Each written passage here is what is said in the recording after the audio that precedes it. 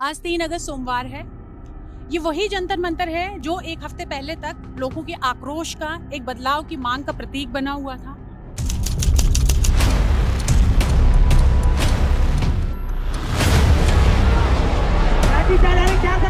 लड़कियों के शरीर पे चढ़ रहे हैं ये लोग।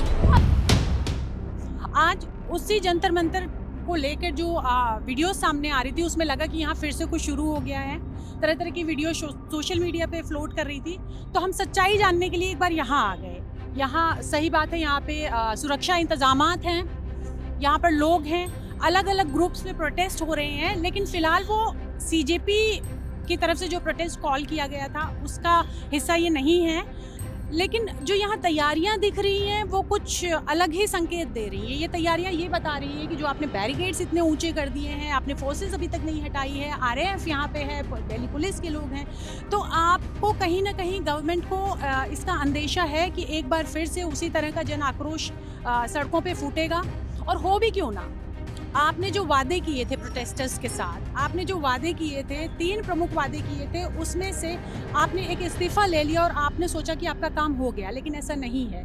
आप उन बच्चों को परेशान कर रहे हो, छोटे छोटे बच्चों को। प्रधानमंत्री जो अपनी एक ऐसी शख्सियत पेश करना चाहते हैं कि देश विदेश में उनकी धाक है, 56 इंच के सीने की नुमाइश करते हैं अपनी बातों के जरिए, लेकिन उस स्तर पे उतर आए हैं कि वो छोटे छोटे बच्चों से बदला ले रहे हैं। कुछ शरारती बच्चों ने भद्दी भद्दी गालियां बोली।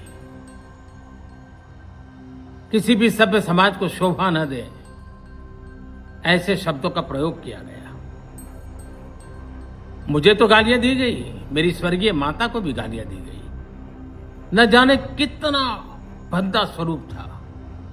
किसी तरह का आप इंस्टाग्राम पे या आप सोशल मीडिया पे आप ये चीज़ बना के डाल दो, आप संवेदना हासिल करने की कोशिश करो कि आपको गाली दी गई, आपके माँ को गाली दी गई, लेकिन बच्चों के साथ जो हो रहा है। और एक बात बताइए, ये गाली गलौज का जो सिस्टम है वो आखिर इस देश में किसने शुरू किया?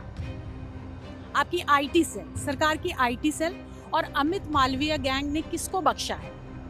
यकीन नहीं आए तो फीड्स उठा के देख लीजिए, उनके कमेंट्स देख लीजिए। जिस स्तर की गालियां, उस स्तर की गालियां तो शायद इन बच्चों ने भी नहीं दी है। और गाली गलौज किसी भी सभ्य समाज की आदर्श भाषा नहीं होनी चाहिए, वो हमेशा से कहते हैं, लेकिन आप जो बोएंगे वही काटेंगे। उग्रवादी इसकी बात बाहर देखो।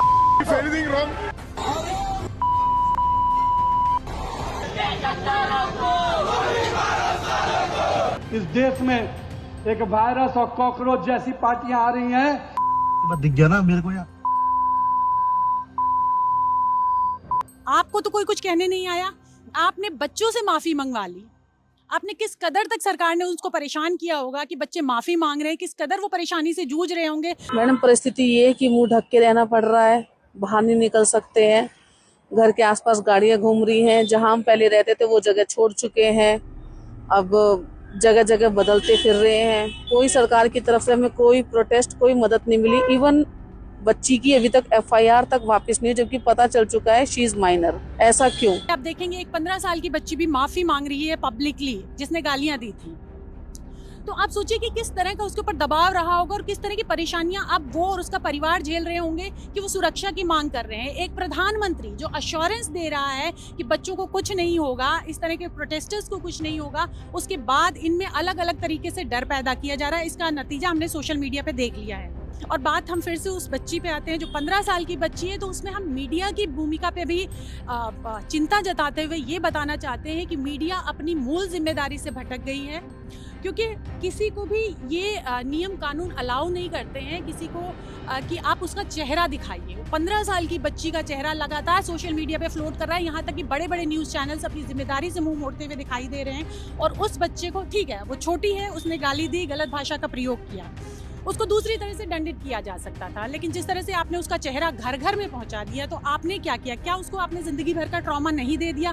क्या उसके परिवार को मुंह छुपाने पर मजबूर नहीं कर दिया?